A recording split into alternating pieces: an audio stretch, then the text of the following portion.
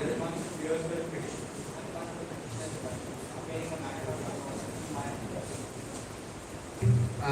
the state of Corona.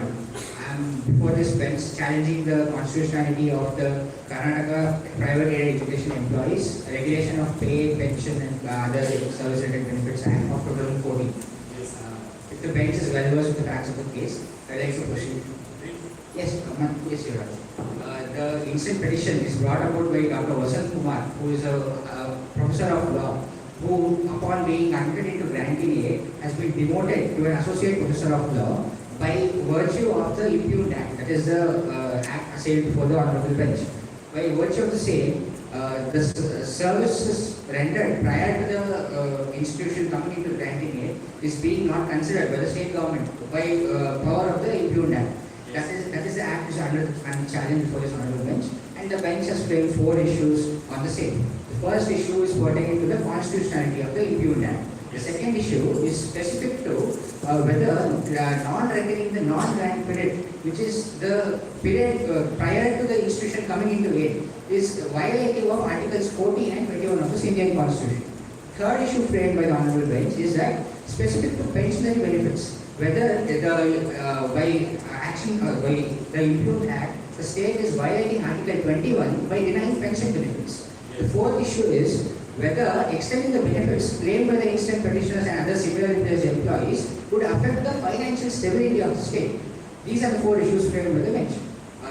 I will be addressing issue 1 and 4 together because it will principally go hand in hand, and issues 2 and 3, which are specific to fundamental right violations, will be dealt with by the co-counsel.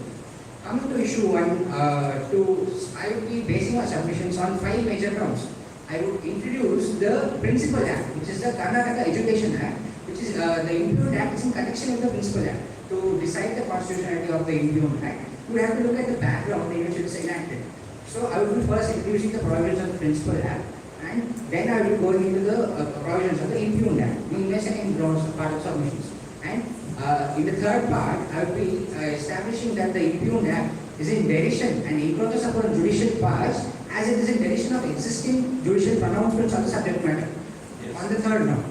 And in the fourth round, I would take the bench to comprehensive threefold test, which is laid down by the Honorable Supreme Court in the case of State of Tamil Nadu versus State of Kerala. While dealing with the issue of Mulla Pradiyara, the court laid down a comprehensive threefold test to test the wires of a retrospective amendment. The Impugned Act is a retrospective amendment being brought in. It is being brought in 2014 with effect from 1992. To test the wires of a retrospective amendment, the court has laid down a comprehensive threefold test. I will take the bench to the comprehensive threefold test and how it does not pass the test laid down with the Honorable Apex Court. In the last part, I would establish that I will connect with the submission to the fourth issue and say that it is a policy decision. Extending grant to aid is a policy decision. There is no conviction against it.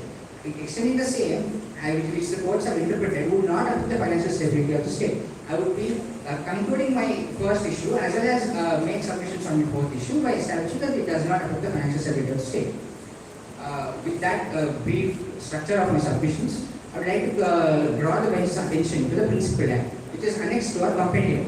If the Honorable Bench may kindly peruse page 459 of the compendium. 459, Your Lordship.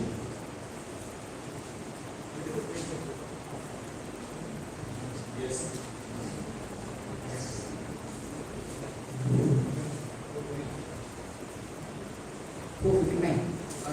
I would draw the attention of the bench to section 49, which makes provision for granting aid to be extended. The state government annually sets apart a sum to provide.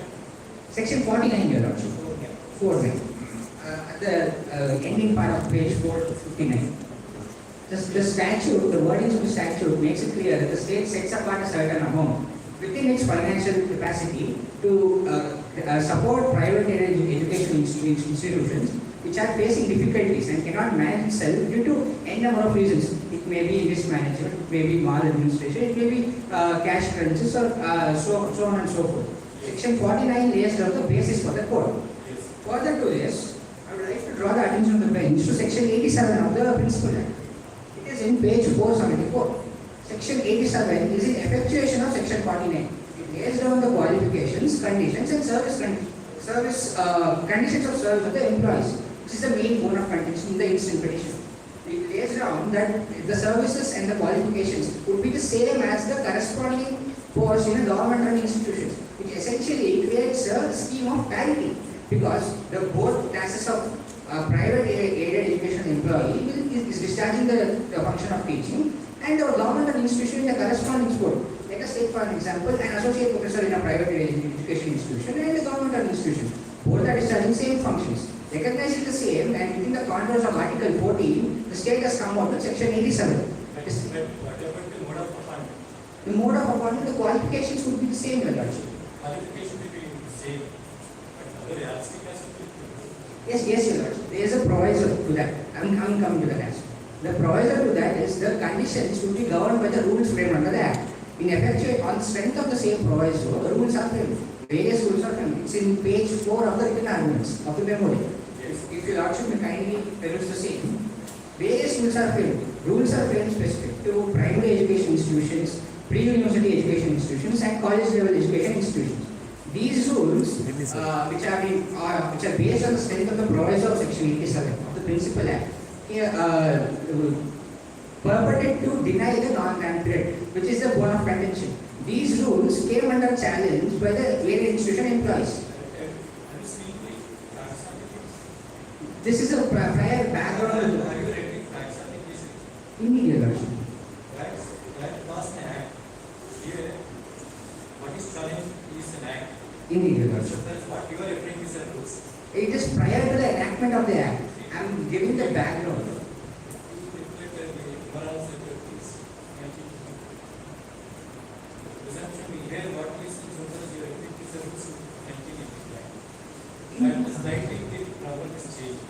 Immediate. Immediate. The Principal Act is not challenged, Your Lordship. The Impugned Act, it is a different act.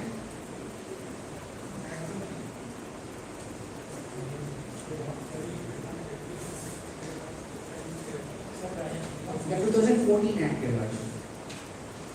2014 Act is challenged. Immediate, Your Lordship.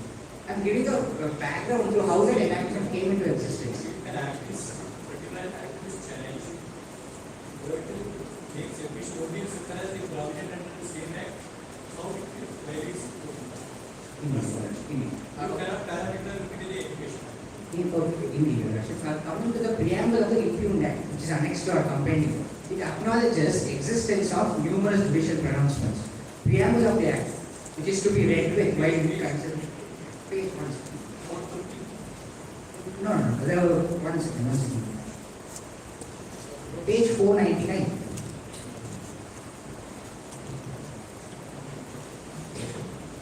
Page 499, Your Lordship.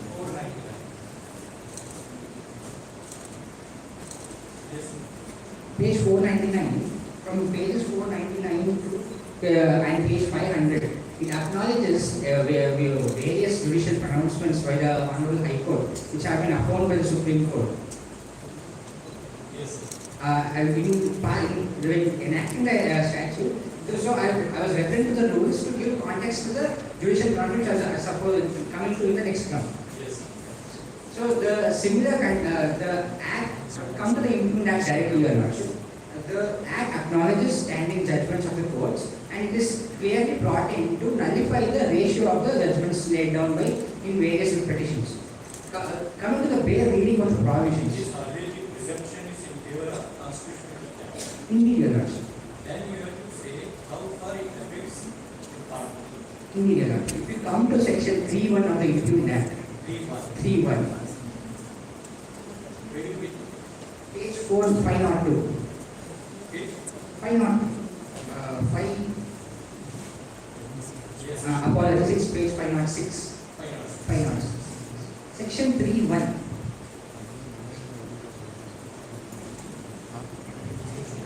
3.1. Yes. Please applause one. In sum and substance, the section 3.1 denies the non-grant period to be reckoned while fixation of pay, pension, and other salary benefits. By denying the same, it is creating a hostile discrimination between private aided educational institution employees and the corresponding government institution employees. The scheme of the Act, which has been upheld numerous times, is being violated by not reckoning the non-grant period. Section 3.1 purports to extinguish that part of the service. For The appointment the government is concerned, that should be the accordance with Article 14 of the Constitution. Whether management is followed. The management is agreeing. The management is there, then everything will be appointed. Yes, Your Lordship. Whether section, that is Article 16 is followed. The Article 16 and 14. Whether the management has issued prior to your appointment, or whether the surplus will be interview is to conduct. Indeed, Your Whether Lordship. your capabilities will assist in the interview. You have been taken because you are the very nearest to be one of the management. Indeed, not Your Lordship. Maybe you must have ready. Maybe you are professor.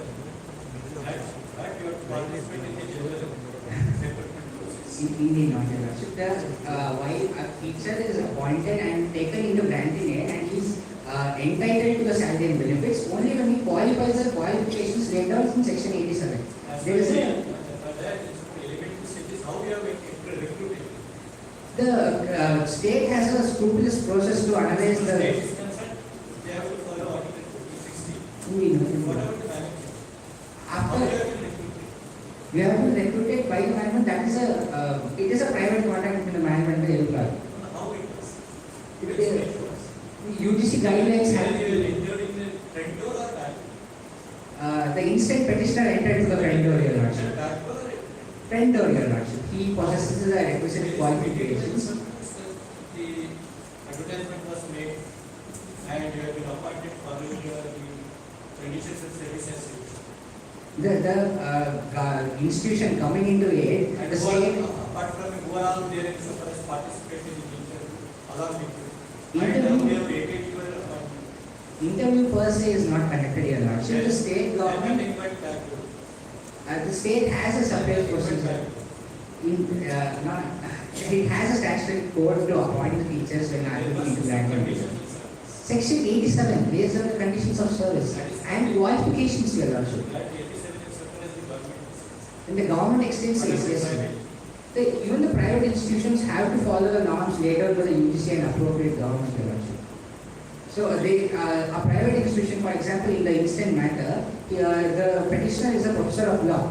He has to possess a master's degree in law to be appointed as a professor of law. He is qualified to be a professor of law, that is why he is being appointed. And he has to fulfill certain examinations, and those are the things. Thinking about his qualification, but the recruitment process has been done in accordance with services. Immediately, Your Lordship. But once the petitioner comes into granting aid, the rules framed under the Municipal Act will apply. The petitioner is inside the granting aid, Your Lordship. Before coming, the private terms would govern. The petitioner. Material that show that people know that advertisement was done, was open for all. Everyone has given consent for I have not been briefed on that aspect of the matter, Your Lordship. I have been briefed on the That's why the petition. act has to see. Indeed, not, Your Lordship. I have established That's the state available petition and release. mode of appointment. Indeed, Your Lordship, we agree that the mode of appointment is different. But this function is the same. The functions discharged are the same. And once they are admitted into granting aid, they are governed by the rules and the regulations made under them. So the challenge of the instant petitioner is to the Improved Act so far that it does not consider the non-grant period, which has been held by this court and upon the Supreme Court in numerous instances. I would take you to the next provision of the Improved Act, which is Section 3.2. Section 3.2 starts with the non-abstaining clause Yes. and nullifies the previous order. Section 3.2.1 specifically nullifies the previous orders passed by the courts. And Section 3.2.2 nullifies all pending suits to be closed on the same subject matter. See the legal term about this act. Notwithstanding, The judgment is rendered by it is a retrospective amendment, Your Lordship. judgment is rendered by the court. Thereafter, the parliament or the legislature will make a law. But the word that is called as the event that is done, It is a retrospective amendment. is there any judgment will be rendered by the court. So it In order to overcome that Supreme Court judgment, Parliament will make law. Then that new law will be challenged again. That is called as? New law will challenge again. Huh. It is a fresh bill petition challenging the new law. This one word is legal term.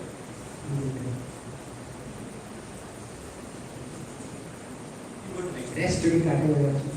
And we go to next. Coming to section 323.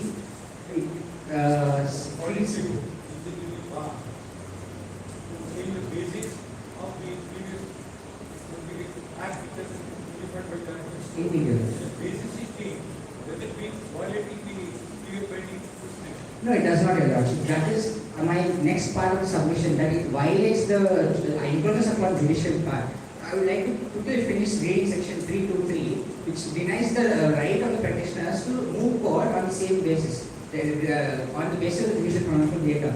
Coming to the query of Your Lordship, that judgments one rendered and has attained finality, and which is being nullified by the Parliament. It is well within the plenary powers of Parliament to do the same. But that is subject to the threefold test laid down by the Supreme Court to test the bias of a retrospective amendment or a clarifying amendment or a validating act. That's the word right. That is called validation. Validating. It's a common practice in tax law matters, Your Lordship. But that the intent behind allowing clarificative legislations or validating acts is to rectify the lacuna pointed out by the courts and validate an invalid act, which is not the case in the instant matter. I would like to take you to page. I would like to take you to state of Kerala or the state of Tamil Nadu.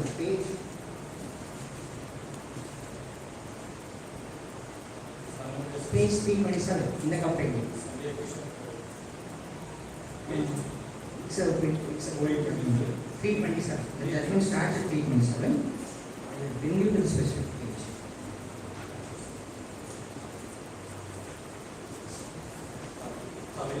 Paragraph, page 330. No, Mulla Periyar Dam. Nullifying the decision of Supreme Court in the watershed dispute. Yes. In para 126.6 at page 330.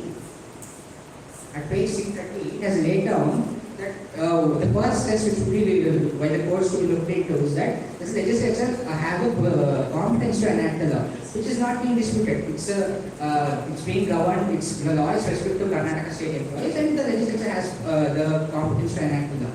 But it fails under the second, under the two tests.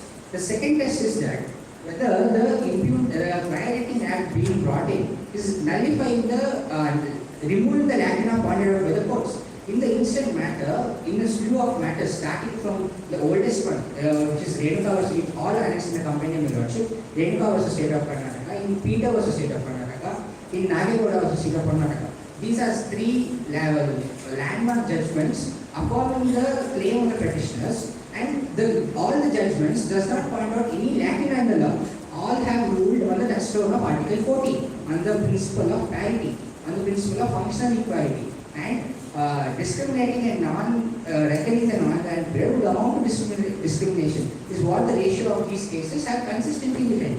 And these are supported by judgments across various states which have been carried to the Supreme Court in SLPs and review petitions.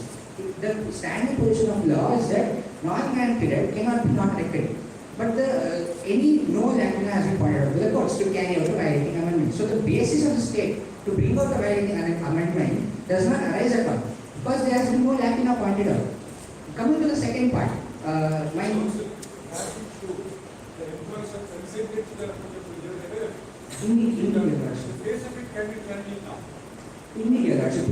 even if the employees are consenting to that, there can be no non-waiver of fundamental rights, which my co-counsel will elaborately establish that service-related benefits and the non-land period reckoning is a fundamental right, which will be established by the co-counsel. You cannot waive away fundamental rights but the state cannot compel the citizenry to waive off fundamental rights. Indeed, Your Lordship. It is a statutory right. It has been interpreted by the courts. Indeed, not, Your Lordship. A select member of. It's not a fundamental right, but in the instant matter, the petitioners have a fundamental right to pension, which should be established. There is a specific issue framed by the state. It is a fundamental right under Article 21, which will be, and the courts have interpreted the rules which laid on the pension entitlement for the petitioners, and the rules have been interpreted on the touchstone of the fundamental rights. And there are standing judgments of the Supreme Court and the High Courts that once pension has been accrued, it is a deferred salary and it cannot be taken away arbitrarily. This will be established by the court also in the subsequent issues. It is accrued, Your Lordship, by virtue of the judicial pronouncements and the rules and the Principal Act and Section 87. We would be establishing that it is the rights have been accrued. The criteria is to saying that movement, the execution offering, the service is different only from that day. The past service is not it is a reasonable classification. What is say it is accrued pension.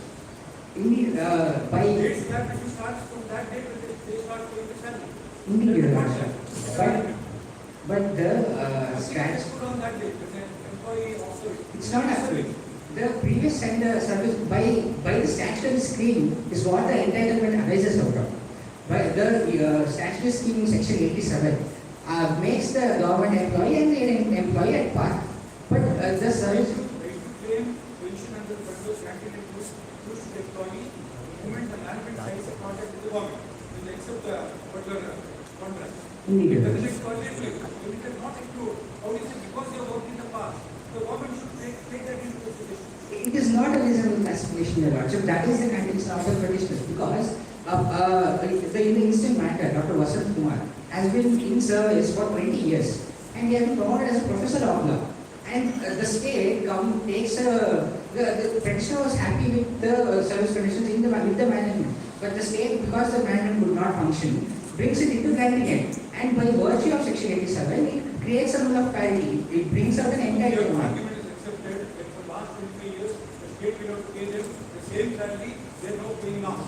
Indeed, You Your are Lordship. saying that past circumstances of pension, then that's for salary as well. Indeed, Your Lordship. For the last 25 years, before the guarantee was entered by the management, the state will have to pay the same salary. No, back pay will not come into play with Your Lordship. Fixation of salary will come into That also picture. can be discrimination. Indeed, not Your Lordship. We are. Obligation pension has to be service has to be considered for calculating the pension entitlement. Why not the salary liability also? We are not asking the state. The petitioners are not asking the state to pay. It's for the fixation. If you allow your player, tomorrow they can supplementary demonstrate that by virtue of this judgment, they are entitled for salary prospectively. That prayer cannot stand, Your Lordship. That prayer is like You unreasonable. yourself may file that petition. Fixation of pay, Your Lordship. Fixation of pay is different from demanding back pay, Your Lordship. We are asking them to fix the pay. Logic is, even though granting it among the new condition, the state should consider the past service. They can't ignore it. Why can't for salary also it can be considered? For fixation of pay, the previous service should be considered because that is the experience. Indeed, Your Lordship. It is a qualification to extend the grant of pay, granting it. But once it is extended, it is a matter of right. And this has been held in the state of Renuka versus state of Karnataka. We would like to take you to the specific para of the judgment. It's in page 220.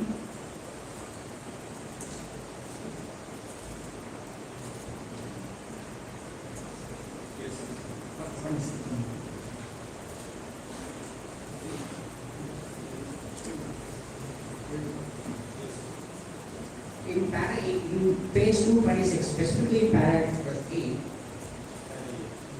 the 11th judge cites a case of the Supreme Court and at para 9 arrives at the conclusion that granting aid cannot be claimed as a right, but once extended, it is a matter of right.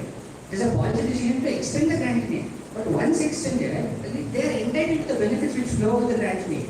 So the petitioners are before this court assailing those rights which are constitutionally, which are given by the statute and which have been interpreted by the courts on the touchstone of part of the Constitution.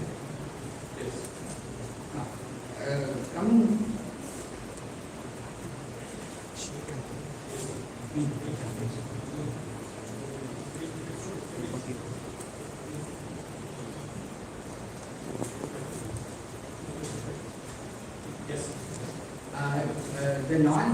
The decision of the state to do the same is on the strength of the proviso. But the proviso is is replicated in numerous jurisdictions. Numerous jurisdictions across the country of India have similar granting schemes, and they have come under interpretation by the courts. I would like to take the bench through a series of judgments. The management is denying our payment part payment of gratuity. They should have filed a petition in Indeed, Your Worship, but the petitioner is constrained to come before this court and assail their rights. you have to come only through the management. The petitioner is giving an undertaking, and the undertaking has unreasonable terms. And the petitioner is before this court assailing those terms in challenge. If it is an undertaking, then it amounts to civil rights. But I thought you were remedial suit. The civil, like brings out a It question. is nothing but a contractual application. Indeed, Your Worship. Undertaking is nothing but a contractual application between the transfer and transfer. But you are remedying the civil suit. Indeed, Your Worship. But we have taken up the matter with the state, and they have denied us the same. That's why we are before this court to claim our legal rights. Article 226 guarantees prerogative rights in case of infringement of fundamental rights and legal rights. These civil and statutory rights are is well within the jurisdiction of this honorable court. So they. This gentleman said you have to expose everything to management. Renka. First and there. Indeed, Your Worship. The problem with that is. What way is judgment dispute? The problem with that is the Impugned Act is extinguishing the right vis-a-vis the management as well. By reading of the Impugned Act, section 3(2), merely declares that non-grant period would not be reckoned for any fixation of pay, salary, pension, leave, seniority, so on and so forth. So, a single instance, I'd like to clarify how the state is purporting to extinguish the right vis-a-vis the management by drawing attention from the bench to a similar instance in the state of Andhra Pradesh. In the state of Andhra Pradesh, the Andhra Pradesh government had the same act, and they denied the non-grant period, and they came out with an ordinance. In that instance, it is the case of Y. Siddhartha Dev's government of Andhra Pradesh. It came out with an ordinance saying that the non-grant period will not be reckoned. And the same was assailed before High Court of Andhra Pradesh. And I'd like to take you through the specific parts of the ruling. It's in page number 280, para 84. 280, para 83. The section 4 referred to in para 83 is parent material to section 3 in the Impugned Act. Section 4 of the Impugned Ordinance of the Andhra Pradesh government is parent material to the section 3 of the Impugned Act, the instant petition. On the same, a similar plea was raised by the Attorney General of the government of Andhra Pradesh, saying that the state is merely declaring its extent of financial liability to the employees. But the same was rejected by the 11th Division Bench led by Justice Chalameshwar. He clearly observes in the para 83 that I'd like to read the operating part of the para. A plain reading of the section purports to extinguish the rights of the employees, though the various orders on the basis on which such rights were created. Though the London Advocate General argued that the intention of the legislature is only to extinguish such rights vis-a-vis the state, the section does not make any distinction between the obligation of the state and the obligation of the management. This is clearly the case in the instant matter. Section 3, a bare reading of it, does not make any distinction. There is no distinction made of the obligation of the state and the obligation of the management. Further, the bench observes that does not make any distinction between the obligation of the state and the obligation of the management to give the benefits as contemplated under the various CUs. In that matter, it was the government orders which entered into the petitioners. The court upheld the rights up to through government orders. In the instant matter, the rights are through given under statute, which is the distinction factor, which is a more nuanced version. It has received the consideration of the concerned legislature, and it has rights are tested. In condition of the government orders, the bench further observes that it mainly purports to extinguish the right as a whole itself. The right is only being extinguished.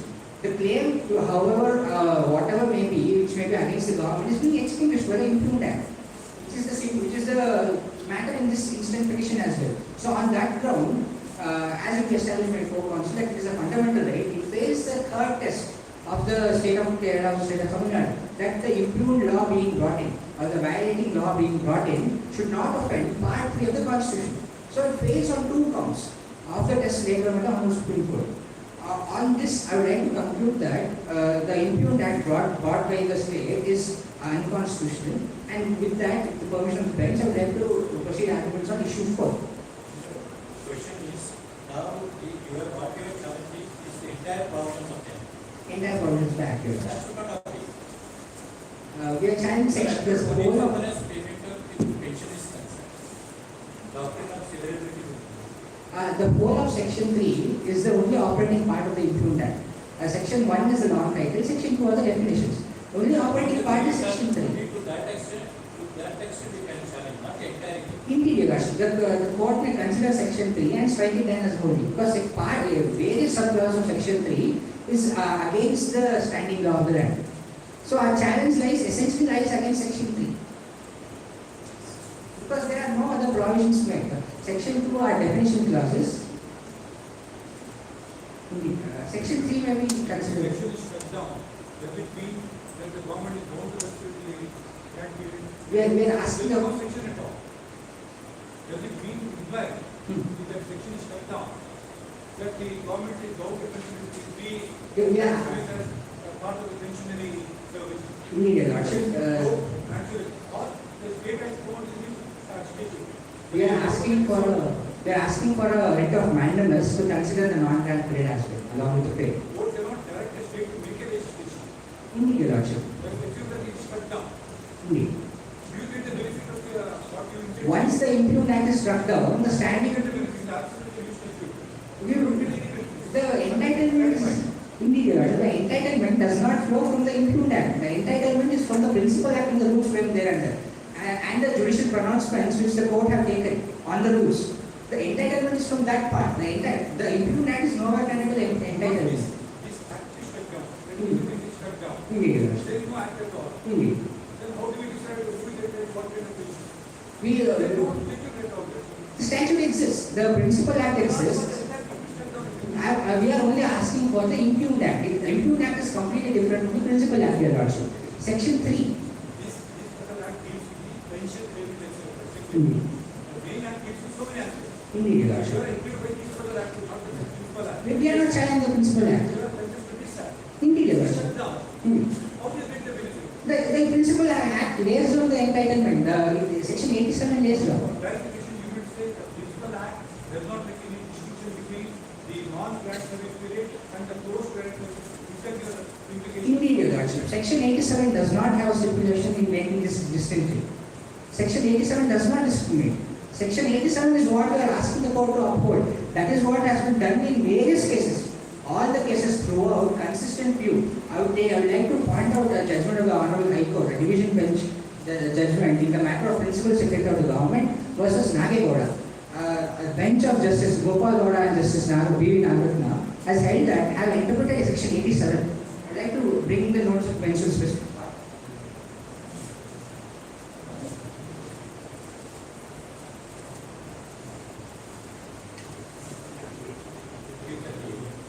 .374, Your Lordship. 374.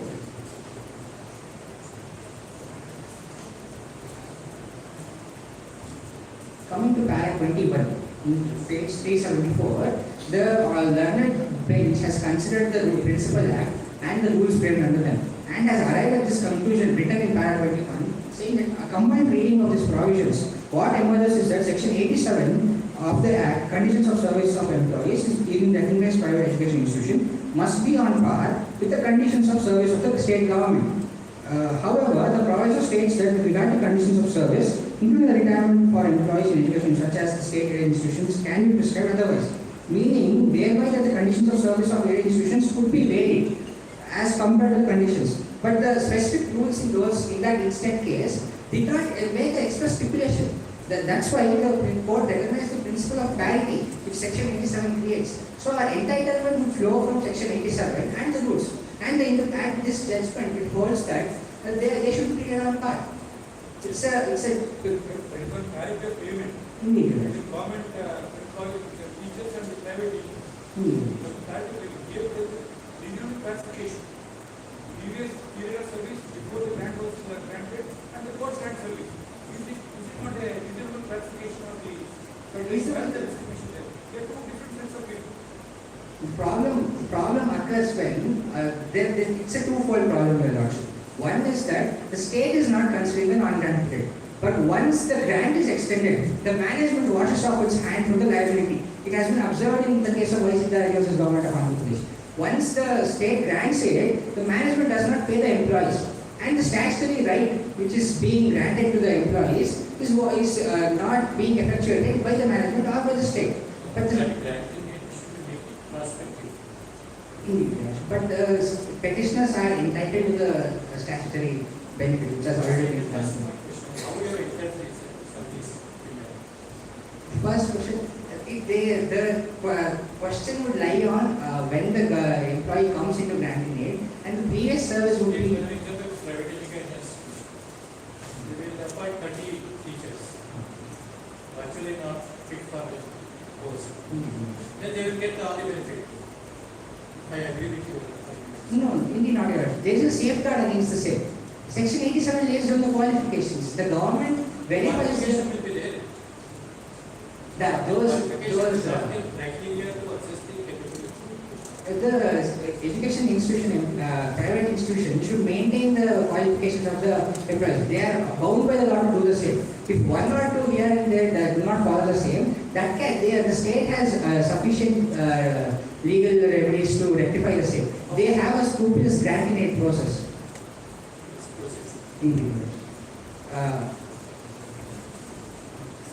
Coming to issue 4, if the issue 1 is fairly concluded. Coming to issue 4, specifically framed on whether the extending the benefits would affect the financial stability of the state. As established previously, it is a granting aid is a policy decision which is not contended. But once granted, it becomes a right. Based on the same, and once it goes through judicial rounds of judicial pronouncements, it becomes a fundamental right. This has been observed in Dr. B.K. Nayak versus State of Karnataka by the Honorable High Court of Karnataka. I would like to take you to the specific part of the same. It's in page number. Article 142 says. Sorry? Article 142.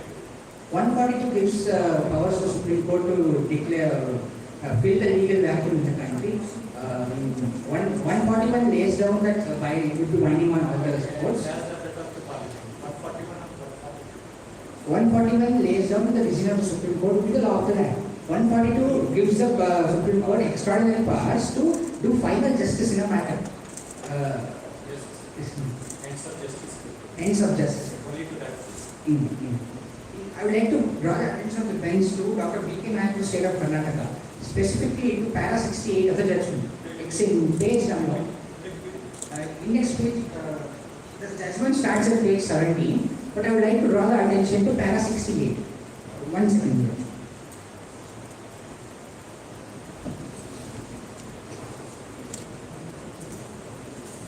The judgment begins at page 17. But the specific part with regard to issue 4, I am referring to section para 68 of the judgment. That is a bit Act of 14. Sorry? Act of 14. Act of 14 judgment.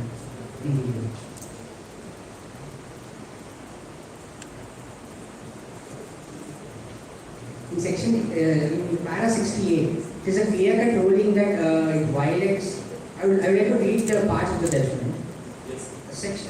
Thus, Section 87 of the Karnataka Education Act, having been interpreted by this court as it is, and held that not taking into consideration the date of entry into service for the purposes of pay, promotion, pension, and other service benefits to the purposes of to the petitioners and similarly placed employees would tantamount to discrimination and is hit by Article 40. The discrimination is hit by Article 40. It has been clearly authoritative ruling on the same subject matter. And further, legislature is now precluded from nullifying the effect of judgments rendered by this court by the impugned act in exercise of disciplinary powers. So that would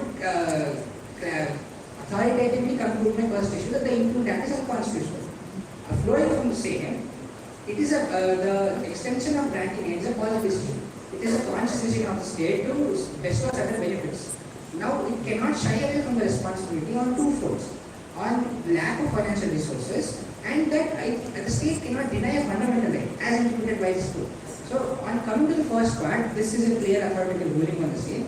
Come to the second part, that it cannot take the plea of lack of financial resources to deny fundamental rights. It has been held in the case of Chandigarh administration versus Rasli Wali. I'd like to take you to para 10 of the judgment, Your Lordship. At page 131. 131.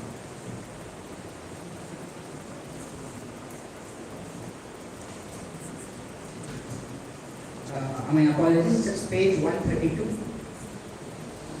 It's page 132. Coming to para 10,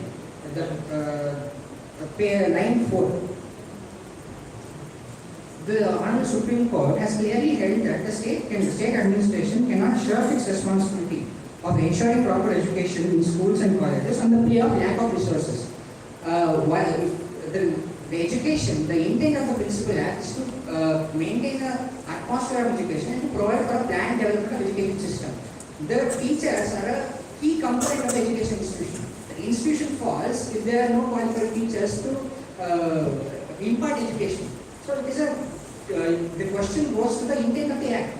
So the state cannot, which is bound by Article 21 and the right to education, cannot take away its responsibility on the plea of lack of financial resources.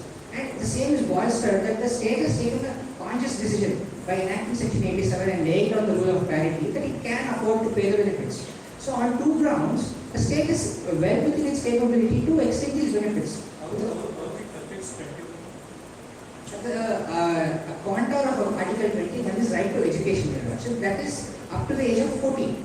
The state is 21 years. My apologies.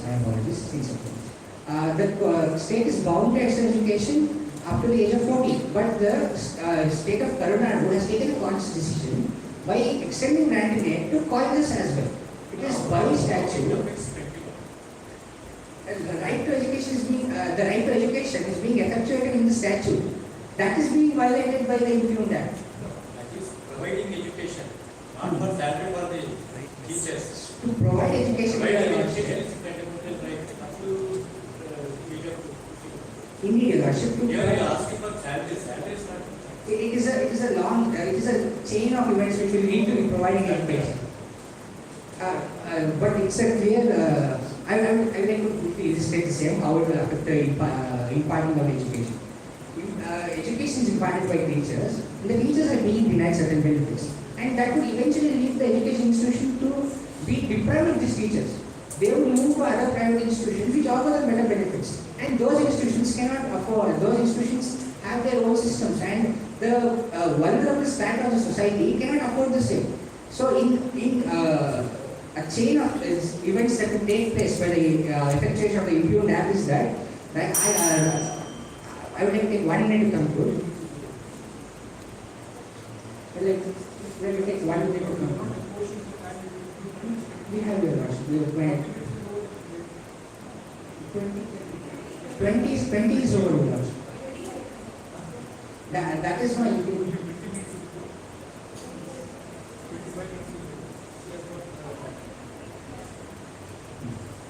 So, in a series of events will take place if the benefits are denied, and it will eventually affect the Article 21 of certain strata of society. I am bringing the argument of Article 21 to bolster the claim of petitions. And the ruling of the court is on the same. And the same has been held in the case of Haryana Adhyapak Sangh as well. And the same has been reaffirmed in State of Himachal Pradesh Aid Institution Employees Committee. It has been a consistent view. So with that point, I would like to conclude that it is a conscious decision of the state that it will not affect the financial stability. Much more.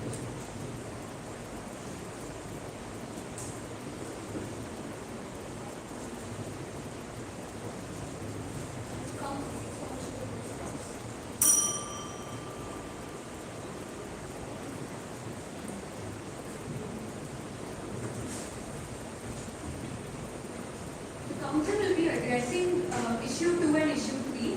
Both of these issues are specific to the non-reckoning of non-grant period being violative of fundamental rights, and of the denial of pension benefits being violative of fundamental rights. Since they are connected to each other, I would be addressing it jointly. So firstly, the second issue, the council will be taking the bench through a few judgments, which are the judicial pronouncements Honorable High Court of Karnataka and also other judgments across different jurisdictions by different high courts. In order to do so, I would like to take the bench, requesting you to kindly bench. Yes, sir. Yes, sir. Yes, sir. This is Karnataka and Karnataka. I request the bench to kindly peruse page 13 of our written submissions, where we have quietly spoken about a few judgments of this honorable court, and I will also be taking support of the compendium for the reference. So firstly, Your Lordships, I take your attention to Peter versus State of Karnataka, which is in page 284 of our compendium.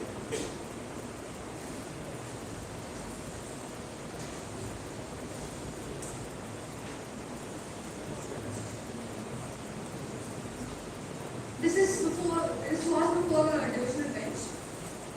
At the far end of the judgment, which is in page 8 and 9, in both of these paras, the High Court clearly rules that the non-reckoning of the non-grant period, specifically with reference to pension, as to be violative of the statute and the constitutional rights, and therefore held that this individual petitioner was supposed to be granted the pensionary rights that is accrued, that is vested right from the Imbued Act by the state.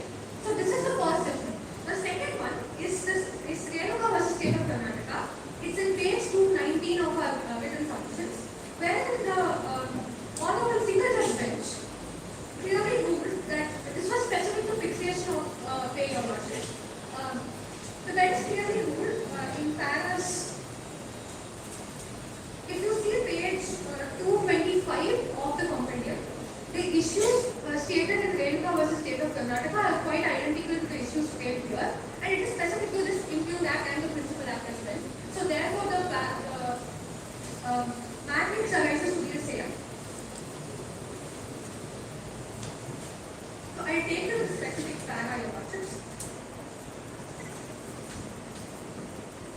In para 20, in page 232, it clearly talks about how fixation of pay and the payment of salaries is incumbent upon the state, and that has to be considered during the non-grant period as well. The years of service during the non-grant period have to be considered in order to disburse the salaries, despite the petitioner being within the granting system. So therefore, all that we are saying here is there are rulings of the Karnataka High Court which clearly talk about with specificity to this Karnataka Education Act, Principal Act, and the Imbued Act, which is a challenge, that the non-reckoning of non-grant period was not considered to be legally tenable. So these are the two judgments of the case. However, if I could take them to another judgment, which is giving the gratuity is not a county. yes, Your Lordship. We do agree with that stance. We do agree with that stance. Pension and gratuity we are not contending that they are a county. However, all that we are saying is they are a statutory right, and they are also accrued over years of service, and therefore act as a constitutional right, which I will be doing in my next law. I just want to take you to a few judgments before doing so. And so, in light of these judgments of the Karnataka High Court, another judgment, Principal Secretary of Government of Karnataka versus Nagegowda, in page 338. This is a judgment rendered by the divisional bench of Justice Gopal Gowda and Justice Giri Nachata. So, in this judgment, there's been a wide discussion on how these are a slew of petitions that are clubbed together before the honorable bench. And there are 2 points that are widely discussed. Firstly, on the principle of parity. Once an institution is brought within granted aid, the entire purpose of granted aid is to protect the institution first. Because the institution is either not able to financially manage itself, or there's some amount of inefficacy or mismanagement or whatever the problem is, the institution is not able to stand on itself. First. And the second point is to ensure that the education system remains intact, regardless of whether or not a particular education institution is a private institution or not. Yes, sir. Considered to be equality. Yes, sir. Previous century. It's not equality for present century. I agree with your Concept parity. I agree with your Flexible concept. I understand your lordship. In line with What has been said by the previous emergency, we can not be That's exactly why we are before this bench, Your Lordship. The construment of the principle of parity should not just remain as equals to be treated equally. However, there are sets of other people who can possibly be treated equally by state's positive action, and that's what we are trying to prove here. So, through these petitions, in this judgment, firstly, the principle of equality was set as in line with the preamble of the yes, sir. Yes, sir. Whether the employee into the banking aid was due to the management, and their status after are they on the same level or are they distinct classifiers?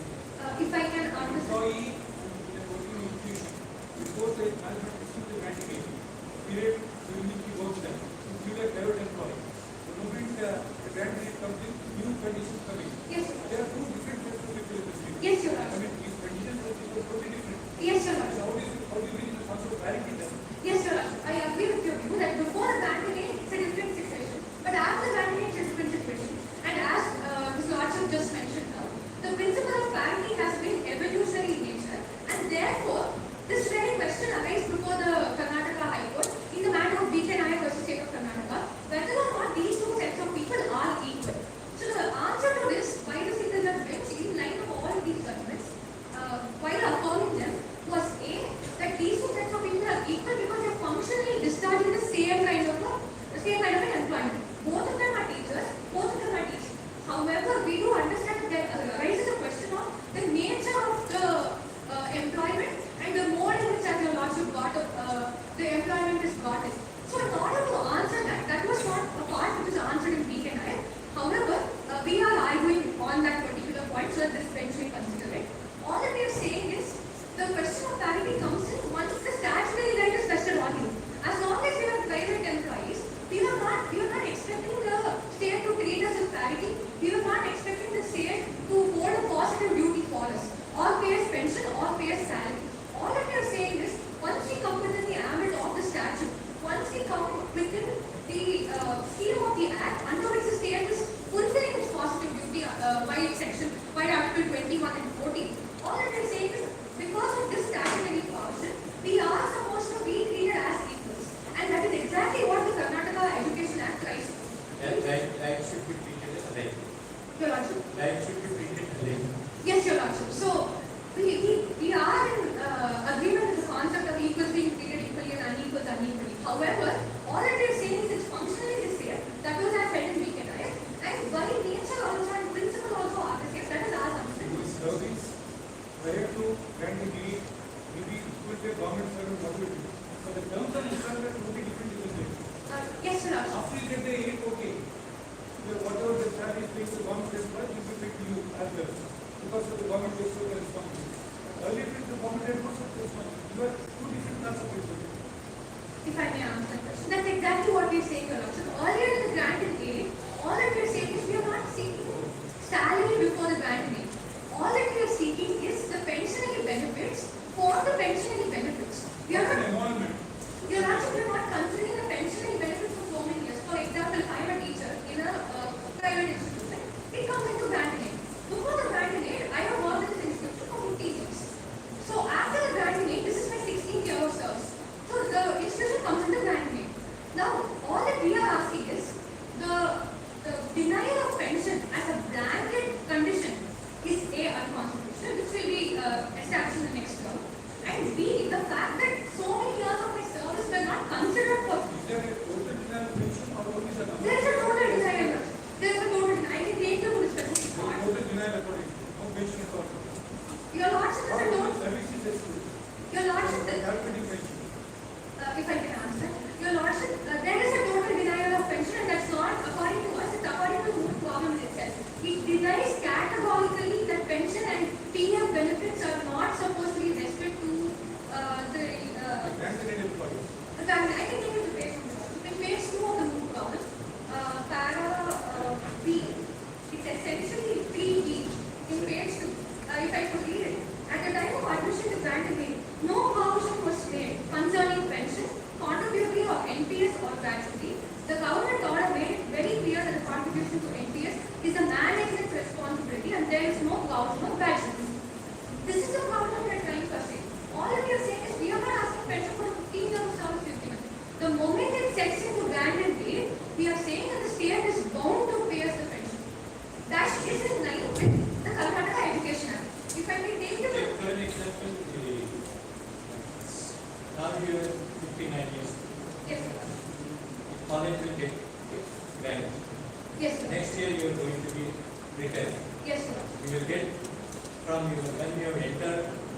3 decades back.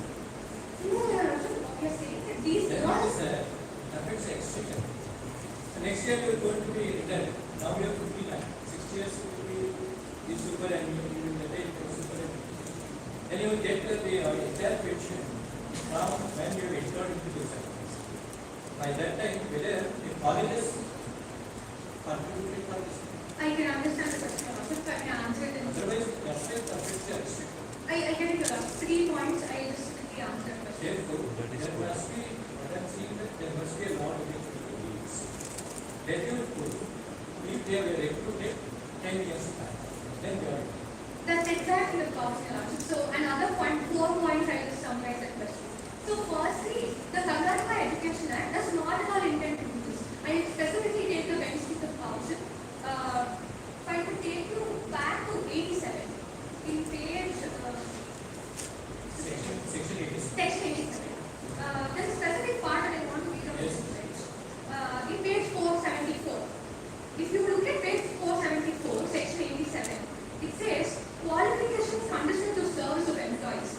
The state government may, after previous publication, make rules regulating the recruitment and conditions of service, including rights as regards disciplinary matters of the employees in recognized private institutions, proviso 1 says, provided that the minimum qualifications for retirement, age of recruitment and retirement for the employees in education institutions. If you look at that particular provision, there is a X mark to it, under which it says it's omitted by Act 4 of 2015.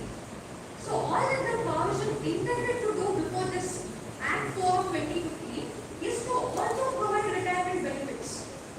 However, after the passing of the PKI judgment, the Tamil Nadu legislature went in for retrospective amendment to which the Act 4 of 2015 was brought and this retirement benefits was removed.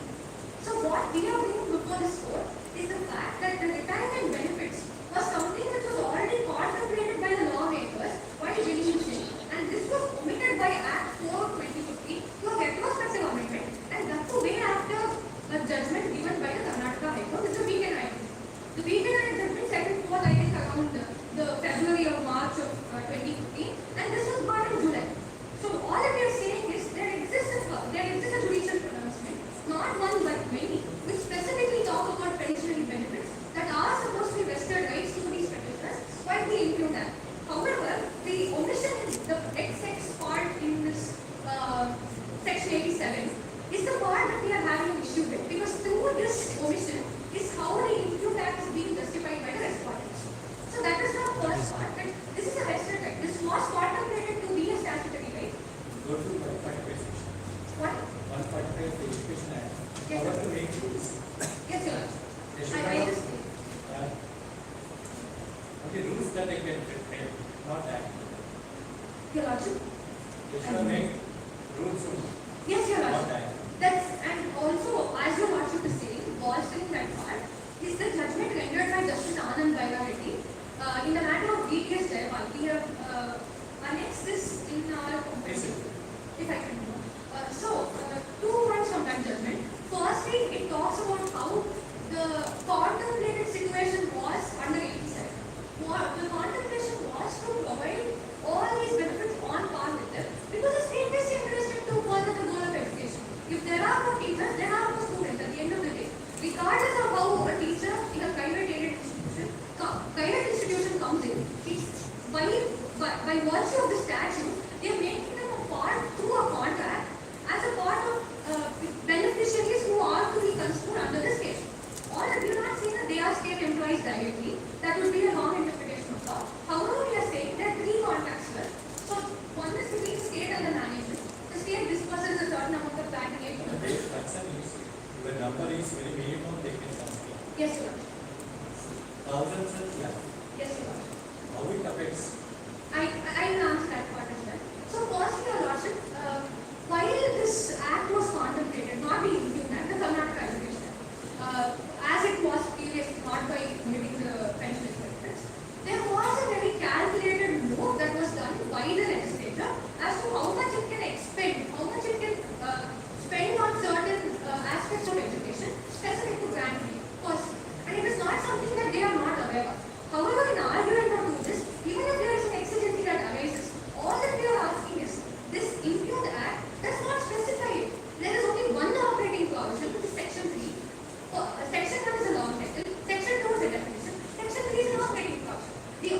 Provision had to specify A, the limit. Ms. Counsel, Yes, Your Honor. what is the implication of the provision of section 87?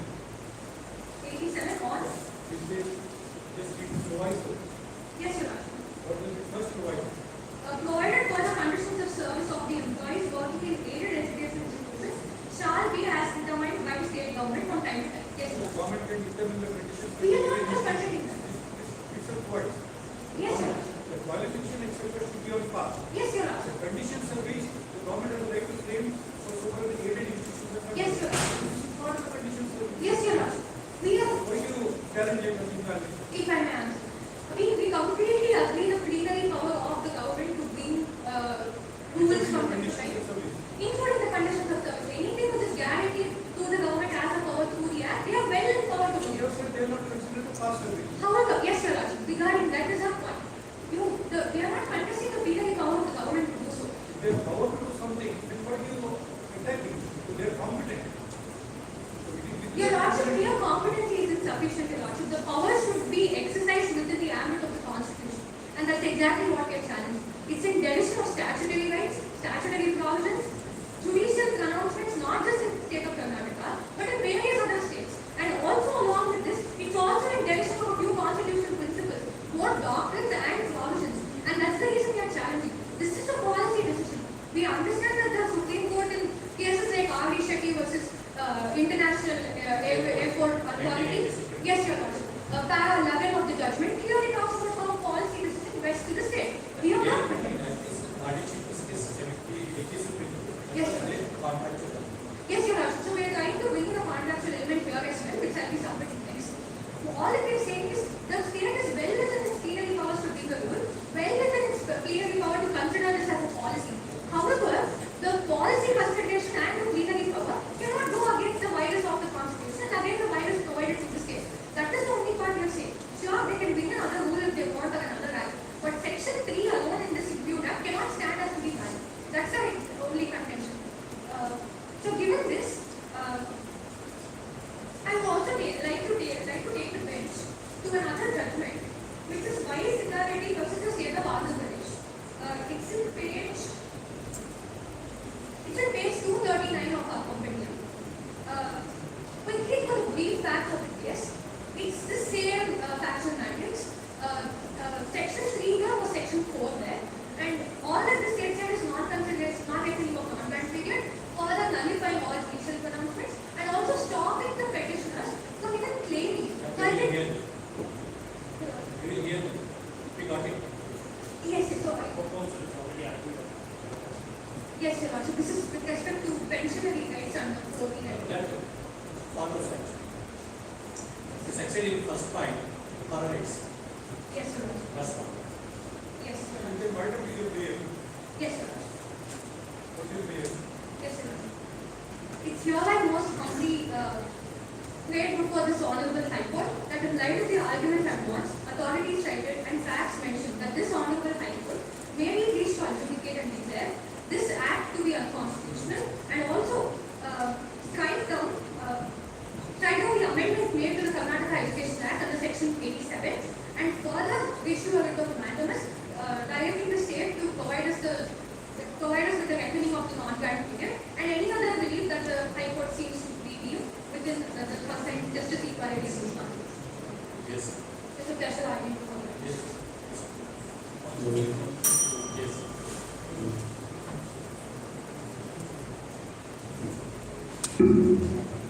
The council seeks permission to address the bench collectively as a lord.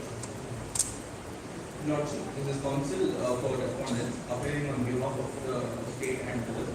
Your Lordship, I'm counsel 1 and I will be dealing with issue 1 and 2 of the said case, and my co-counsel will be dealing with the next two cases, next two issues of the set. Your Lordship, the first issue talks about the constitutionality of the Implement Act. Your Lordship, it is only submitted that the constitutionality of the Implement Act can only be challenged on two grounds as far as it is established. That is the competency of the legislature making the competency of the authority which is passing the law, and then if the law passed is in conformity with part 3 of the Constitution. Active offense. Lordship, Active offense. Active offense. Yes, indeed, Your Lordship.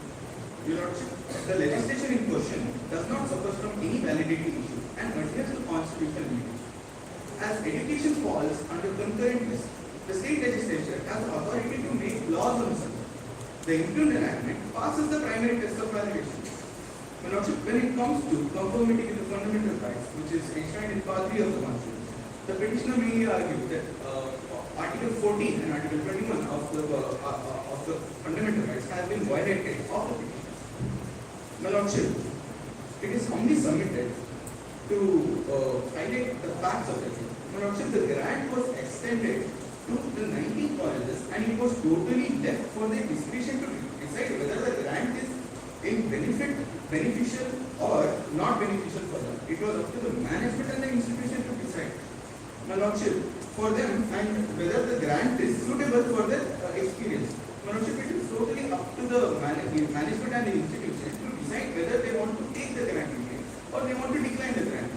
It is totally management's autonomy to decide whether is it with the approval or majority or the petitioner's petitioner suggestions were taken into consideration or not. It is totally up to the management. The management has already given declaration with the declaration of all the employees and they have admitted under the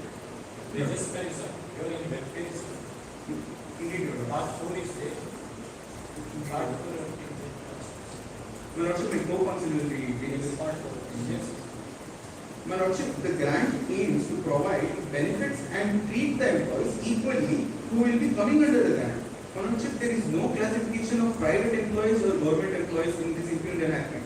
My Lordship, the conditions are very simple. The conditions which are highlighted in the proposition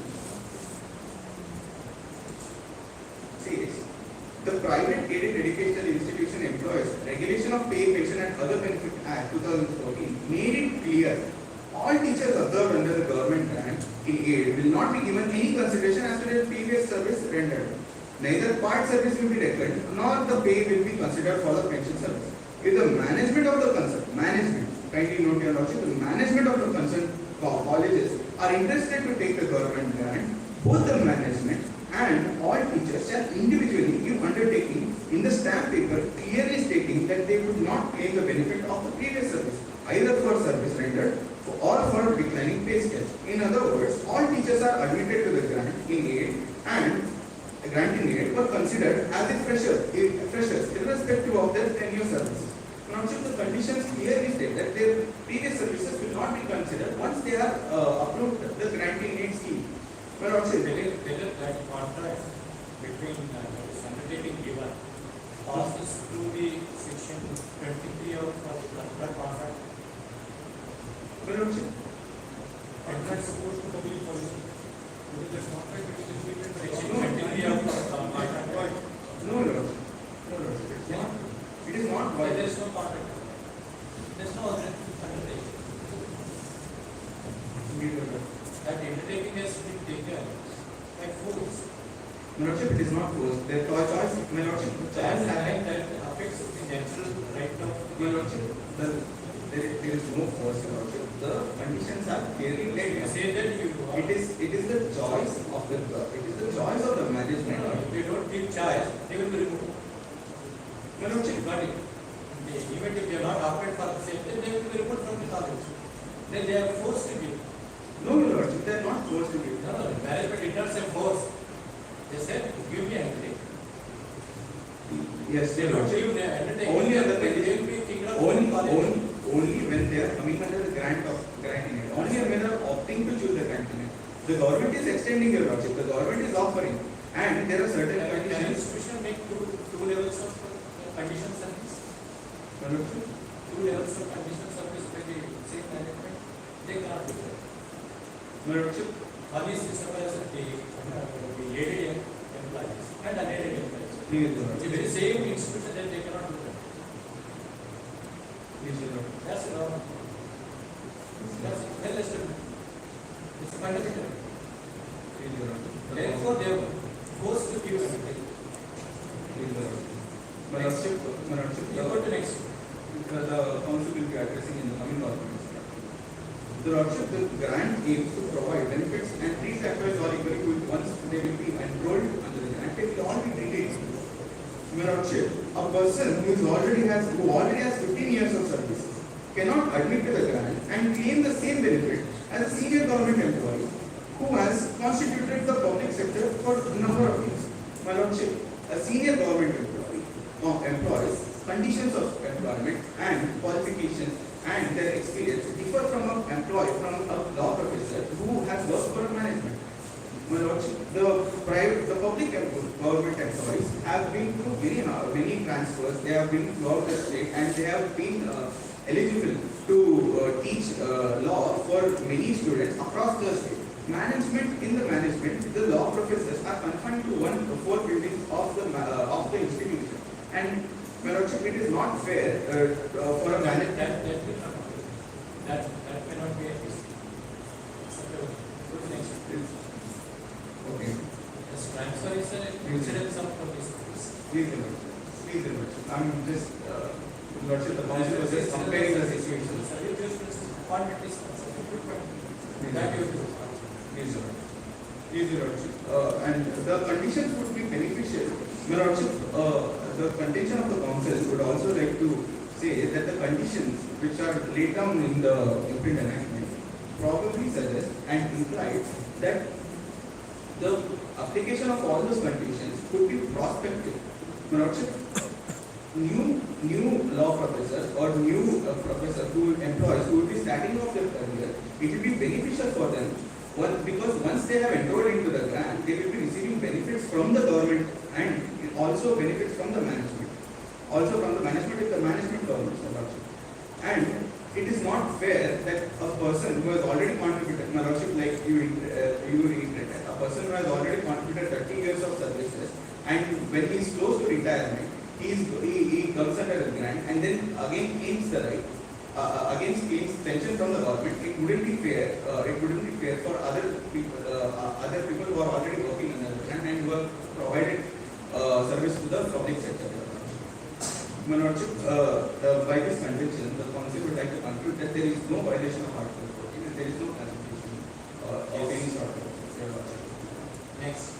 Your Lordship, there is the second part of the first issue is there is no arbitrary action on part of the state of the council. The Act is presumed valid. My Lordship, please refer flag 1 and 2 of the companion. My Lordship.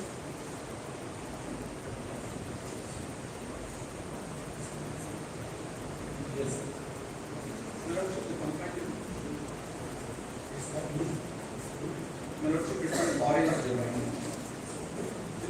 Yes, Your Lordship. No, Your Lordship. Yes, Your Lordship. Please, Your Lordship. The one inside the file, Your Lordship, is a flag.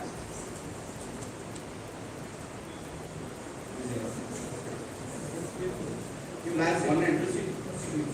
The Act is presumed valid. My Lordship, in the case of People Union versus Civil Liberties, People Union for Civil Liberties versus Union of India, the Act is presumed valid, and the contention that discrimination between government employees and private employees is arbitrary. The contention which petitioners argue that the discrimination between private employees and government employees is not valid.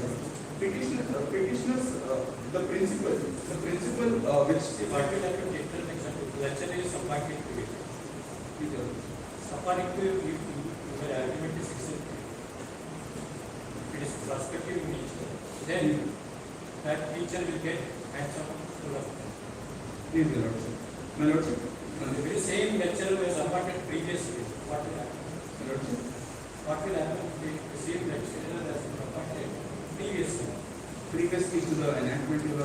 Yes. My Lordship, you won't be. My Lordship, the grant. And it's a general article 14. No, Your Lordship. When the granting is taken and admitted by the management, then only the employers who will be enrolling under the grant, who will be new employers who will be enrolling under the grant and fulfilling all the conditions for the grant, they will be considered for the government granted benefits. Employers who were enrolled before the grant was accepted by the management, technically, before the management, It affects their fundamental. no, please, no, Lordship, the management will be taking care of the other employees because it is their obligation, because they have Scaling will be different. Salary structure will be different. My Lordship, the grant, it all depends on prospectivity. Even take for an example, if you grant hardly they will be around 50s and 60s. They likely to be retired shortly. Right? Do justice for that person. Your Lordship, Yes, Nakara case. the Home Council will be dealing with this condition, Your Lordship. Equal pay for equal. Equal. Please, Your Lordship. Again, Your Lordship, the Council stands firm on that the aid is retrospective and it is all taken by case. Please, Your Lordship. Your Lordship, the principle should be applied judiciously. Your Lordship, while we were introducing the enactment, the principle should be applied judiciously, considering the differences in work, qualifications, responsibilities, and conditions between the government and private institutions to avoid unjust outcomes and financial strain. My Lordship, to avoid the very same unjust outcome or to very same financial strain on the state, the state had already considered the work, qualifications, and conditions. Everything was considered, and then only the imputed enactment was introduced. And the conditions of the imputed enactment clearly says, and it is implied that it is to be applied prospectively, so that people who are close to retirement can't claim the undue benefit of the granting aid. And also, the government's action must be fair, but not all differences in treatment are arbitrary or different or discriminatory. Reasonable standards reflecting institutional context and What you said, reasonable. law, The government action must be fair, but not all differences treatment are arbitrary or discriminatory. some person those who are yet to be retired shortly, so they will go away from. Please, Your Lordship, the Council would like to again explain the second statement. The Council would like to express that the declaration and the valid consent of the management, when the institution is giving the consent, it is implied for us that the management is giving the consent, including all, taking all the opinions into consideration of all the professors in this college. What has happened between the manager and professor, it is irrelevant to us. We have got the declaration, we have extended the granting aid. And the professors who are close to retirement or who are close to promotion, whoever have been enrolled in the granting aid, were all treated equally under the conditions. And this discrimination is not based on any. But provided the education is fundamental to the primary education as per the business case. Providing education is fundamental. So far as the primary education is. Now Article 21A is also there. Please, the Council would like to again clarify your Lordship. It's a mini change case, education case. The Constitution will say that providing education primary is concerned. It's a fundamental. Please, Your Lordship. Now Article 21A is there. Then Article 39E is there. Then you want to pay. Please, Your Lordship. The Council would like to again clarify your Lordship. The petitioners in this case, my Lordship, kindly go through the fact of the facts, para 4, page number 2, Your Lordship. The management of all colleges, including the college wherein Dr. Vasan was working on admission to granting aid, declined to pay the employer's contribution to the Provident Fund and restricted their liability for gratuity till concerned employee is admitted to the granting aid. Till the concerned employee is admitted to the granting aid, the management has restricted the contribution to Provident Fund and restricted their liability. Your Lordship, it is no way connected to the state, Your Lordship, that the management has pushed or forced the petitioners to be coming under this grant, Your Lordship. The petitioner should have filed a case against the management of the college, Your Lordship, but the state is being Under which provision that they will? Your Lordship, Under which provision that they will? Your Lordship, it is You tell us. You are a mighty state. You are saying that relegating them to compulsory competent courts. Now you answer. Your Lordship, If you answer that, then you will read question. You say that they will absolutely manage. Under which provision that they will approach? Where do they go?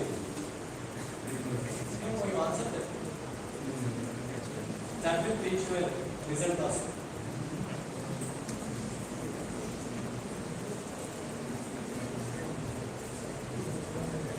Result of the petition.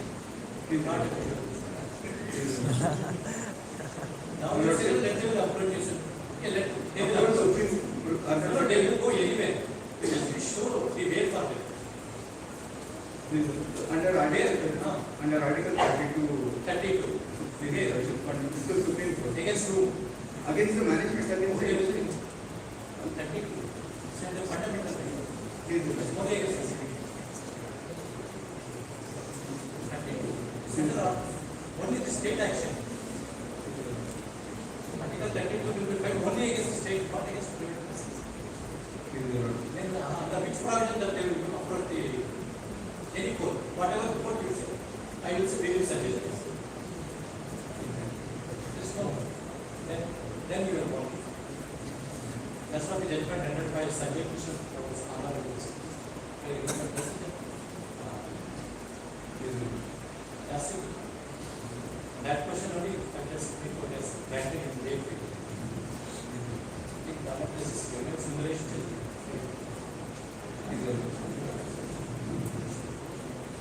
That's a case. That's it. If you say you go there, you where do they go? You show the way. Let them go. That's it. The council is yet to. No, we were able to. Because they see an order arguing because Yes, sir. Yes, sir.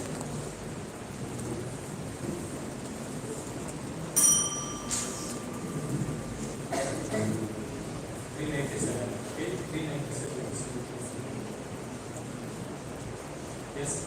Your Lordship, this is counsel appearing on behalf of the respondent. The current counsel will be giving issue 3 and issue 4, Your Lordship. Yes, sir. Issue 3 is pertaining to denial of pension and other benefits is a violation of right under Article 21 of the Constitution of India. Your Lordship, the respondent will be substantiating in a threefold manner. Firstly, with respect to the scope of Article 21. Secondly, being the legislative intention and the government's authority. Third, being the public policy at the end of the Constitution. The scope of Article 21. Yeah, 226 is the jurisdiction that the petitioners are under. We are challenging that jurisdiction. Yeah, 226 we are challenging. 226. Scope of 226 will be Yeah. The scope of Article 21, the petitioners have also challenged that the fundamental rights have been violated under Article 21. Yes. Indeed. Firstly, pertaining to the scope of Article 21, the expression of personal liberty under Article 21 is of the widest amplitude, and it covers a variety of rights which go to constitute the personal liberty of a man, and some of them have been raised with the status of distinct fundamental rights and given additional protection under Article 19 and 11. This has been stated in case of Manika Triangle. Yes, sir. Triangle. Your Lordship, may kindly refer to plan number 3 of the respondent's complaint. Yes. Indeed, yes. That if, in the case of State of Punjab versus Judicial, the Supreme Court clarified that under Article 21 it does not encompass all socio-economic rights and benefits. That judgment was rendered in which year? Your Lordship, 2017. While the right of life includes the right to a livelihood, it does not automatically guarantee specific employment benefits unless such denial leads to a violation of the dignity of life. Your Lordship, it does not extend absolute entitlement. Equal pay for equal work is a fundamental. Yes, Your Lordship, equal pay for Then it equal work. encompasses strictly. Your Lordship, equal pay or equal work is also a fundamental right, Your Lordship. But the issue in this instant case is the denial of pension that is violating Article 21. But firstly, Your Lordship, I would like to substantiate that Dr. Vasu in this instant case and even the other teachers that are absorbed under the government learning aid scheme are being treated as a fresh entries and without consideration of this past service, which is very much reasonable, Your Lordship. And also, this does not affect any of the right to livelihood or dignity under Article 21. Rather, it pertains to the terms of their employment, which are subject to the statutory regulation, which the state is legislatively competent enough to enact this, the improved enactment. Also, this Act 2014 is a regulatory measure to manage the state's financial responsibilities concerning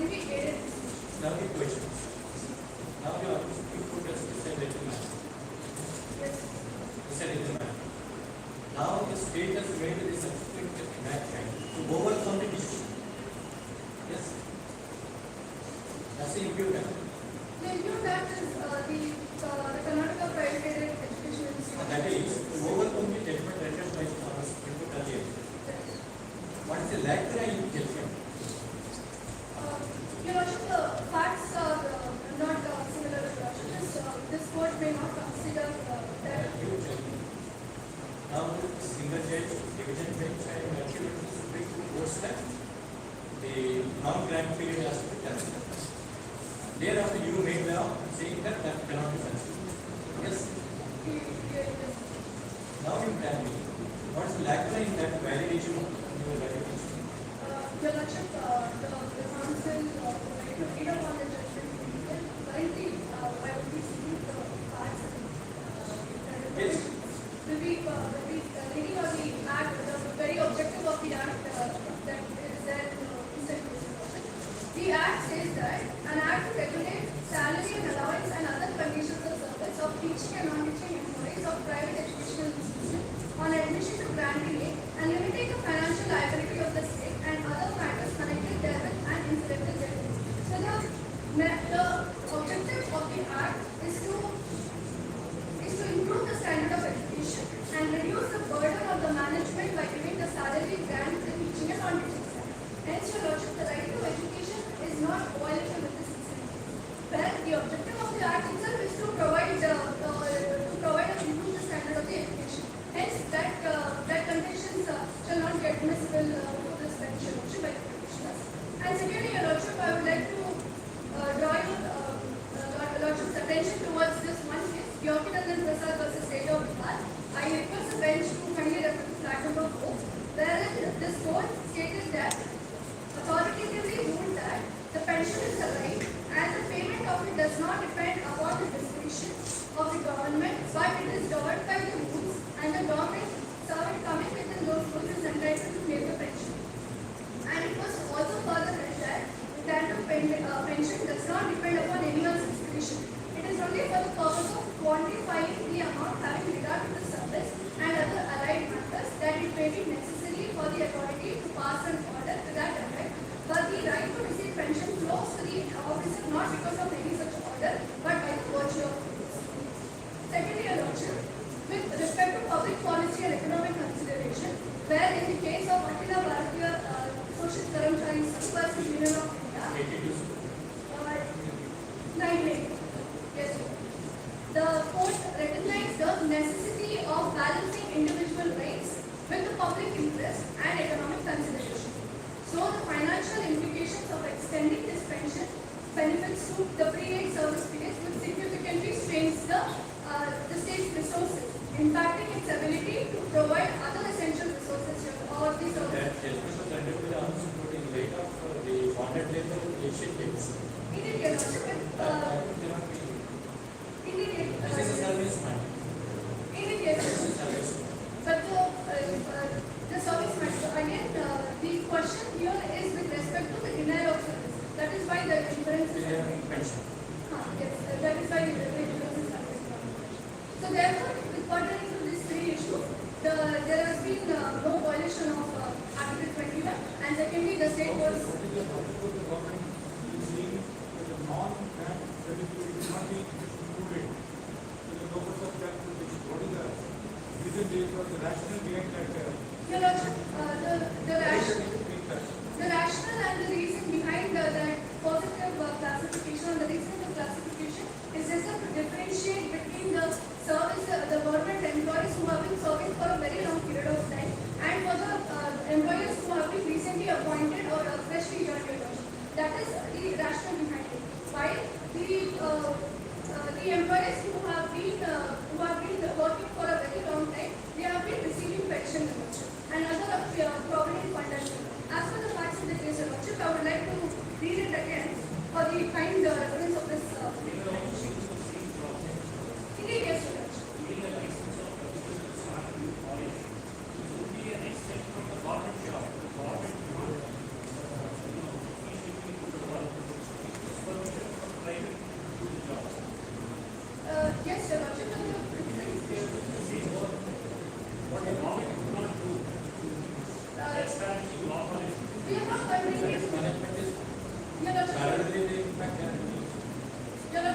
containing the qualification that is that you have rightly addressed. But we're just restricting towards the number of years that the employees have been working with the lodge. And also, your lordship, the act clearly stated, like this act was enacted even before the graduation date. The act clearly stated that management and the individuals shall voluntarily they shall only submit if they want to receive the benefit from this said scheme. In this instant case, Dr. Vasan having the complete knowledge of all these things that his previous year service will not be considered. He had the knowledge of this year. Despite of that, he individually had voluntarily signed towards this scheme. And talking about that he being demoted as assistant. What is the source of power for enacting 2014?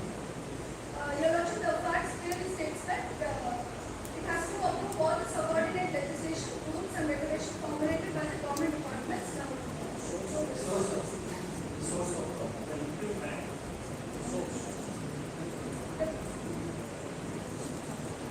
The source of power will be education.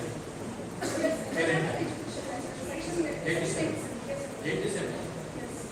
Go to 87 and let it the rules to be made. Only the state can make rules, not the act. Yes, sir. The state. Then why do we make the act? Your Lordship, this. The act. What 80 you read the provision under 87. Let me change first one. 45.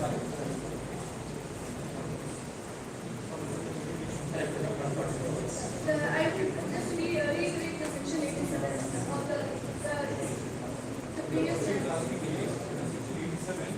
The parent act, they can make only rules. Not the act. So why did they pass an enactment? It's the rules. Your The Lordship, the government facts. is make a pass an enactment. That's what the query is. Your Lordship, Your Lordship, this was in beneficiary of the unaided. This was in the objective of the act was only to improve the standard of education, Your Lordship, and to provide the educational institutions who are not able to sustain themselves from median resources. That only with that objective, and with the legitimate interest, this act was enacted. And secondly, Your Lordship, when now the petitioners are claiming that it was a state responsibility to provide pension in this system. But as per the facts of the case, it clearly states that the management for colleges, including the college wherein the Dr. Vasan was working on admission and granting aid, declined to pay the employee's contribution to the Provident Fund and accepted liability to gratuity. Now coming to gratuity, Your Lordship, again, how the gratuity is calculated, actually, the allowance is again provided by the government. Now, they are not being denied of any pension again. Now, he is getting the pension as well. He is able to provide, he is also getting the providence from the management, and he can also enroll to the national pension scheme as well. Par with the government schools. No, Your Lordship. This is with respect to the management. Par with government. No. That is it. Yes. That is the question. Yes, Your Lordship, but now I would like to state the principle of due approbate and non-reprobate, where one who approbates cannot reprobate to accept the same path of the same path which suits him. This is very much That is civil law. Indian case, Your Lordship, That is civil law, not Indian. Indian case, Your Lordship, but I think but the court can consider this as a persuasive argument, Your Lordship, where the Dr. Vasan is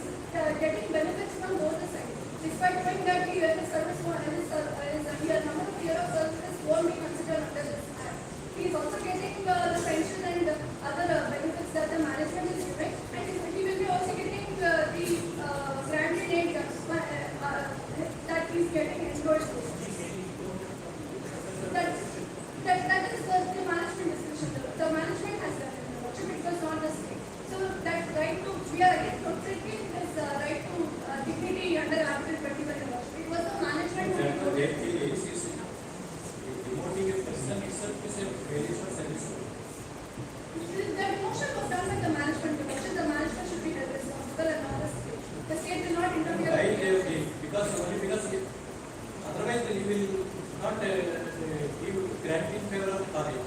No, Your Lordship, Indirectly, you impose a condition to see to that these employees will be gathered from the college. no, That was the intention. that is the internal matter between the management and the and Dr. At the instance of state. I think, no, Your Lordship, the state would not interfere with the internal matters between the management and Dr. So the temporal conditions of the granting as well as the management, intervention, special employees, special authority, the path of everything is recorded. They are all Yes, Your Lordship. new appointment. So Yes, sir. they are downgraded. Yes, sir. They will be considered as fresh employees reduction. But that does not dispute the fact that he had prior service of 15 years of his teaching experience reduction. And that is my third issue contention reduction. And coming to my fourth issue reduction, whether the extending retirement benefits affect the financial stability of the state. It is clearly stated, I mean, the humble submission of the state would be that it would affect the financial stability of the state, and the respondents will be substantially in a twofold manner with respect to directive principles of state policy, and second, the financial prudence and legislative policy. Firstly, I would like to state, in the case of Respondent versus State of Kerala, I request the bench to kindly refer to Fact 5, where it stated that as implementation of the directive principles involves financial commitments on the part of the government and depends upon financial resources, it was thought me that no private citizen should be allowed That to has to do expose with it. Article 360. Yes, sir. 360 is a financial emergency. Yes, The sir. state can vary the salary or anything only where there is a financial emergency. Otherwise, they can't. Indeed, yes, Your Lordship, but I would Here, also... 360 article is was not correct. Your Lordship, I would also refer to another case where the High Court has said that the financial and economic implications are very relevant and germane of any policy. Policy. Yeah. Here it's not a policy. Your Lordship, Policy correct. yes. If you take for an example, policy is different. Example now, various policies have been imposed by the government. Yes, sir. It may be revoked at any point in time. Yes, Your Lordship. Not in so far as salary reimbursements. Indeed, yes, Your Lordship. I would refer to the Moot proposition, para number 6, where it is stated that the government can extend grant aid when the institution is unable to maintain themselves. Now, when unable to maintain themselves and administer themselves, the fact also stated that the management was not able to administer themselves or maintain themselves. That is why the government had to interfere with the administration, Your Lordship. And yes, Your Lordship. And it also says that compelling the state to make the expenditure of incapable institutions pose a serious threat to the state financial resources of the state. And also, for the fact also states that That is a draconian law. You wanted that all the private institutions should be closed. no, Your Lordship. That is indirectly. What we cannot do it directly. We can do it indirectly. No, That's why it is not as tolerable list. Indeed, not Your Lordship. The fact also states that the state exchequer suffers due to pension burden and giving salary of employees, considering the pre-service of aided institution teachers make it precarious. That is the only intention, that it will have financial implications of the state because the management itself is not able to maintain itself. Where in this instant case, when the particular institution was able to maintain itself for 25 years, long period, Your Lordship, but now they are not able to maintain themselves or they are demoting their own employees over there. That is the internal matter between the management and the petitioners, Your Lordship. And that is why the state is providing them the financial aid and other assistance. Now we are saying that this institution and the management. Yes, Your Lordship. It is between the management and the... Where they have to fence. Your Lordship, Where they have to do. I would, the council would like to submit for the purpose of answering is that there is no fundamental rights that is being violated. At least now you ask them to offer some forum. That is left to the discussion. You advise at least 3 years. And they go to state court. Civil courts, And all schools. all measure making, go to consumer forum. For the purpose of answering, I would advise the petitioners to withdraw from the granted aid and receive the other benefits like pensions and for the contributory. Then we should offer. That's See, if you want to offer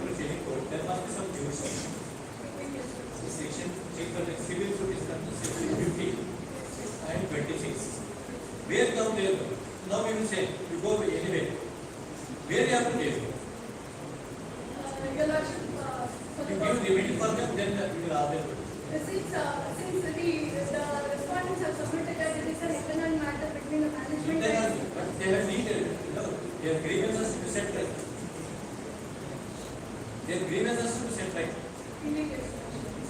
Now, according to US, they have to insofar as work out their remedy in a proper forum against the parent. For the benefit of the petitioners, to make it more feasible, I Yeah, will yeah, let them go for ADR. Not a problem.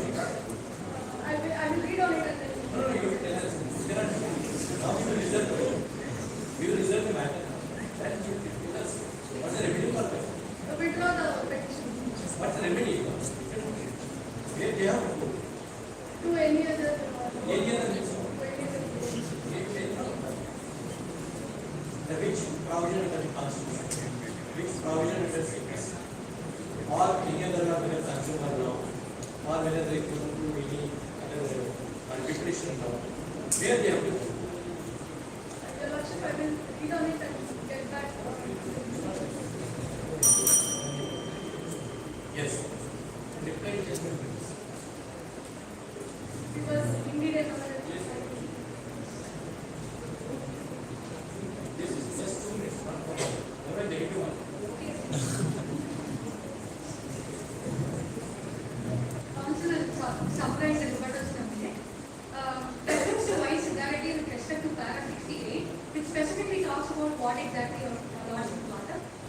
In that judgment, they ruled that there is no statutory law for the management as well. So the claim does exist against the respondents, firstly. Secondly, on the question of the constitutionality, we've already agreed that the plenary power rests with the state. That's not at all contended. All that we're saying is on the other grounds, on the other test, this impute that clearly violates the state, the constitutional act.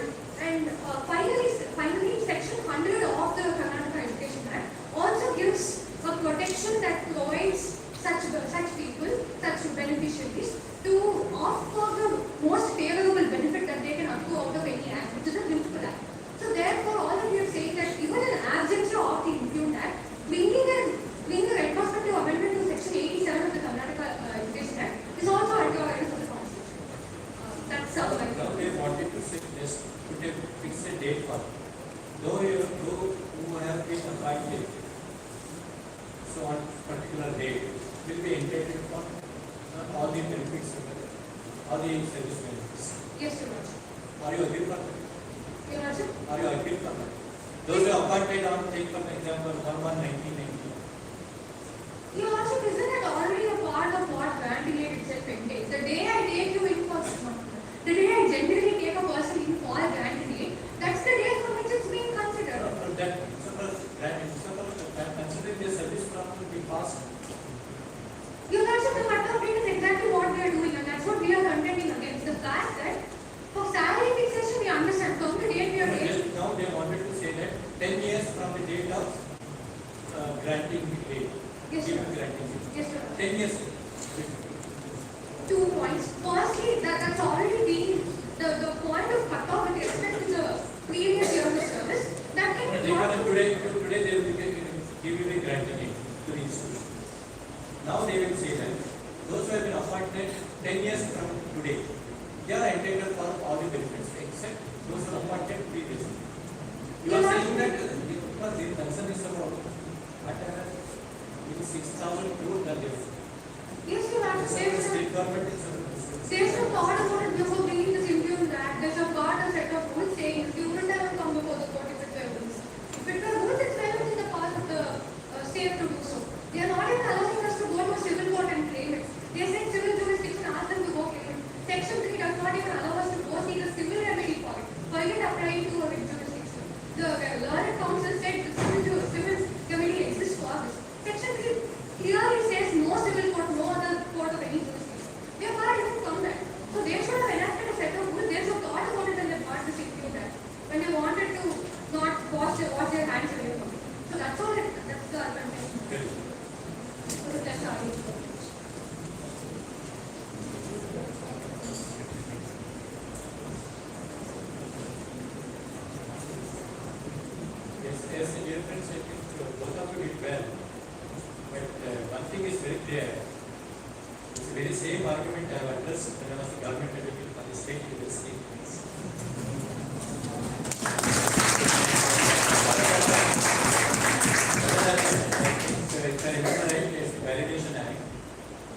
same case I am for the government advocates. And the matter was reserved for 2.5 years, 2.5 months, and no decision was rendered by the High Court then. Then it was released from Parliament.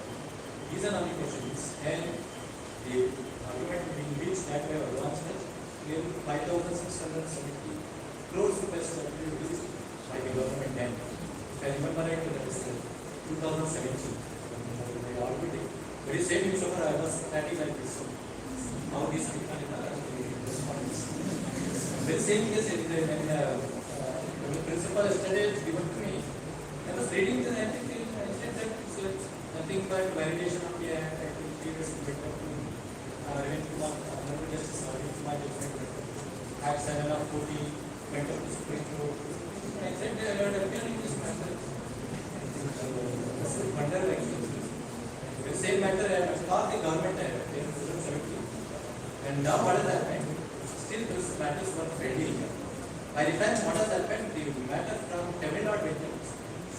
That's why Honorable Justice Sanjesh Kishore told and Sundaresh, Honorable Justice Sundaresh. Now, yeah, that was also last 2 years sitting in service matters. So I remember all these things because I had applied for them. Now I am delivering judgment in High Court. So for what that I have argued in the case, now I am against my judgment. These are my own judgments. My own